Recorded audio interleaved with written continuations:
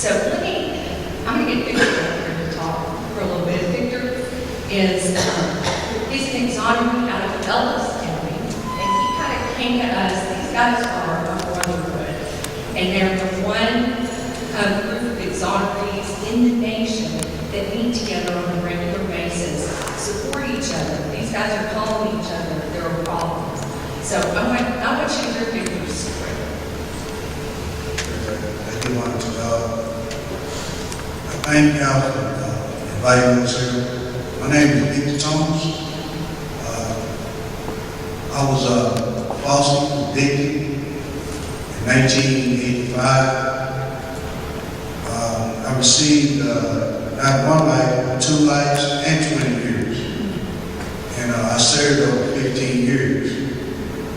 But out of the 15 years, I never gave up. I thought about the justice system. And I said, you know what, Victor, you're gonna have to quit going outside. You're gonna have to apply yourself. So what I did for 9 years, I stayed inside prison walls. I didn't go outside, and I went to the law libraries, and I applied myself. I wrote anybody with a post office.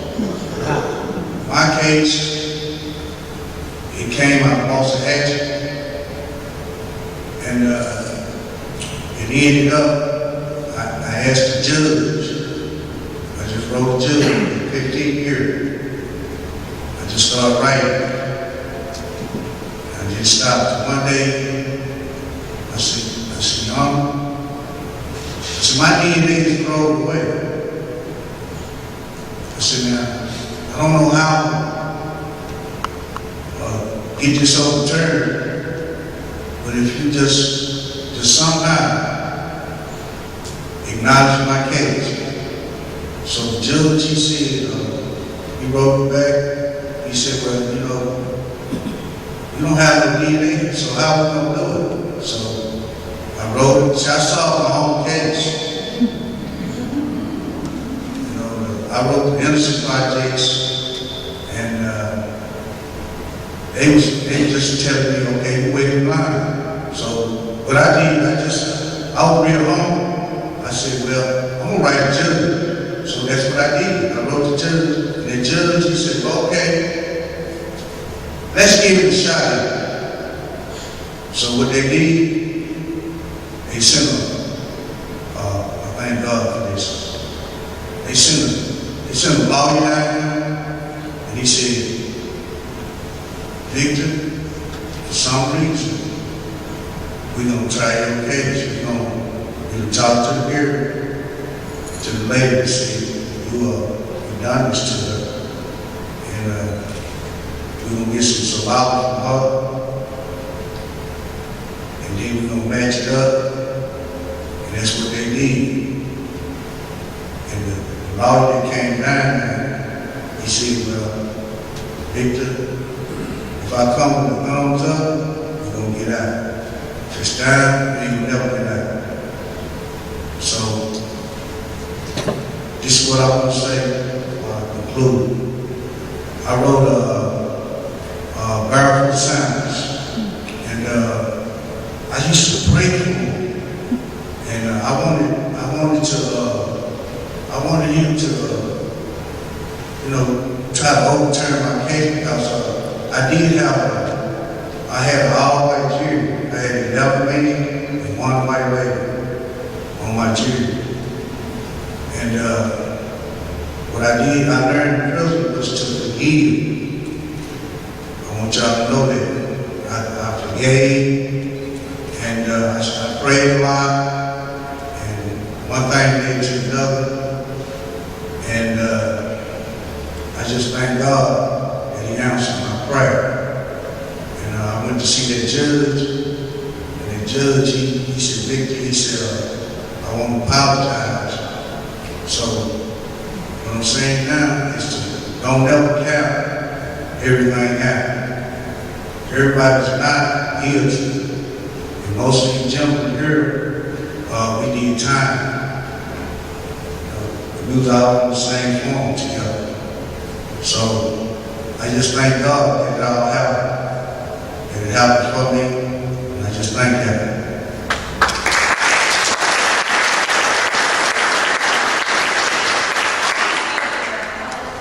How long did you try to get people to help you? How many years? 15 years. 15 years.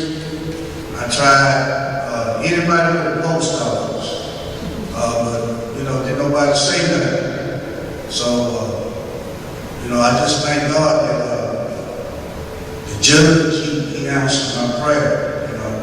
God answered my prayer through the judge, and I just, when you stand, I don't mean to put you on the spot, but this is his very first service.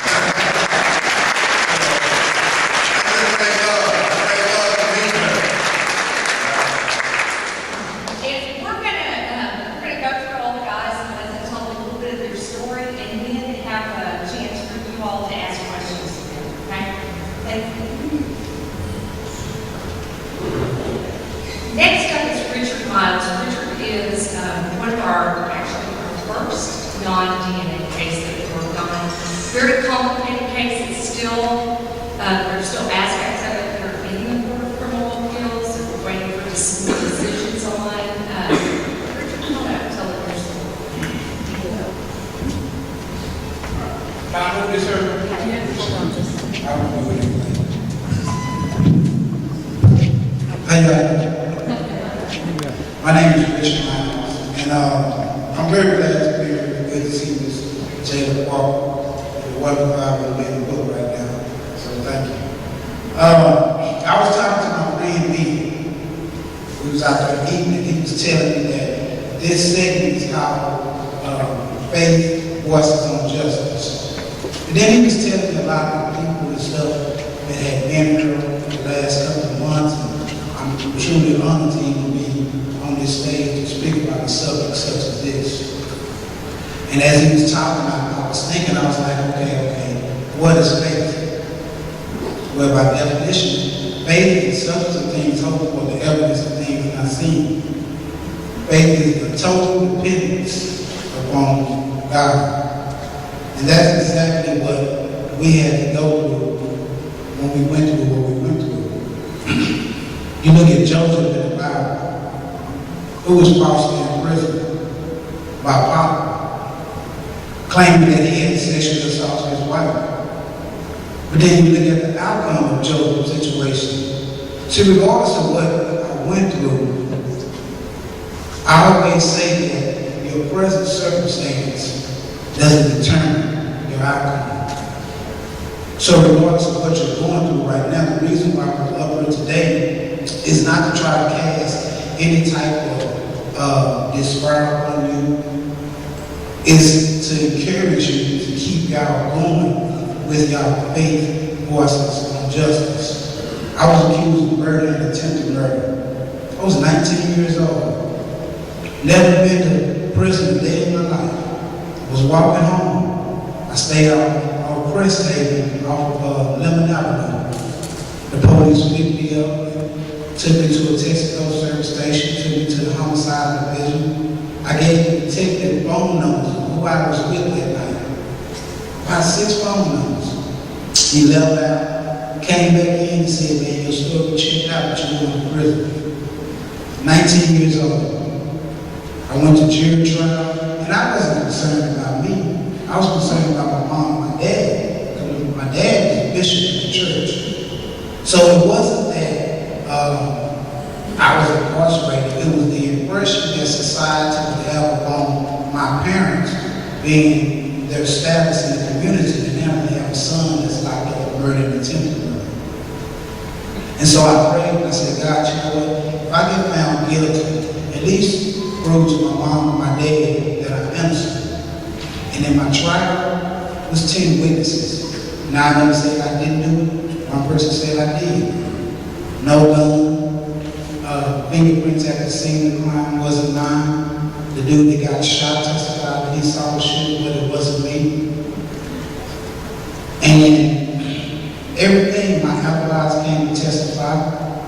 But even without that, I went to prison.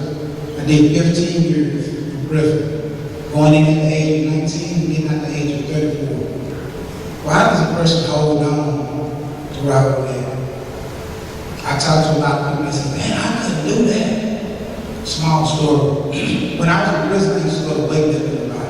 I know it doesn't look like it now, but I used to do weightlifting. And so I would go in there, man, and I would put the weights on the bench. And so one day I went in there, and the dude that was spotting me, he said, no, go on to get on the bench, go on to get on the bench. And I'm used to benching about 175 or something like that. And so I began to bench, and when I got up and looked at the weight, it was like 235. I had never benched that before. See, you never know the person that you can push up off of you until you're placed in front of that weight. You never know. Because in each one of us, God has allowed us to have an internal fortitude that allows us to push through situations that we don't even think we're capable of making it through. I'm not going to stand before you long because I love to talk, truly I do. But two last things. God gives me like thoughts, and I drop them into people's minds and their heads. And the thought that God gave me recently was, when I first got out there was, freedom is rarely appreciated until it's taken. And that was a good thought. And the other day we was doing a speaking seminar, and God gave me another thought. And it was, it's not how long you stand in your place, but the footprint that you leave behind. It doesn't matter if I stand up here for 3 hours and talk to you about anything. If the impression that I leave behind is nothing, then my standing up here was in vain. I can get up here and talk to you for 3 seconds and impact your life. Before I close, I always like to close my story. Okay. Now, and this is my last lesson. Okay, so I'm going to prison. I'm scared. 19 years old, never been in prison. Mom and dad never preached about turning the other cheek. Okay, you turn the other cheek, I'm in prison. So I got to learn how to fight. So I go back to the jailhouse. All of these seasoned convicts, they're up there and they're like, hey, look, we're going to prison. We need to learn how to fight. So we take our mattresses and stuff, we tie up our mattresses, and now I got my socks are wrapped around my hand, and so I'm banging on this mattress and I'm looking good, bad, Muhammad Ali, Cassius Clay. And so I get on the bus to go to TDC, and I'm ready. I got the rocket music playing in my head, I'm ready. I'm crossing in prison, but I'm going to knock down everything to get in my way. And so I get down to prison, and I go in the day room, first dude that come out, hey you, next time you do that, I'm going to leave that blank, fill in the blanks, whatever you want to put there. And so I get up. The first lesson, you have one chance in life to make a choice that will follow you for the rest of your life. And at that one point, I had to choose to either get up and fight or sit down. And so I got up. And I looked at my opponent. So you talking to me? He was ready to challenge. He was with me. He was showing like that show, nothing bushwick. I kid you not. And so I'm walking back to the day room, and I'm ready because I've been practicing. I know how to fight. And I got back there, and the man knocked me out. The man knocked me out. An issue so small knocked me out. Wow. I was good, but he was effective. And that's what I want to leave with y'all. It's all right to be good. It's all right to come to church. It's all right to go to work. That's good. But when you're effective, everything that you do counts. And that's what I want y'all to do. This book, Tested, involves a lot of men that are effective. And I thank y'all for allowing us to come out, and I appreciate y'all.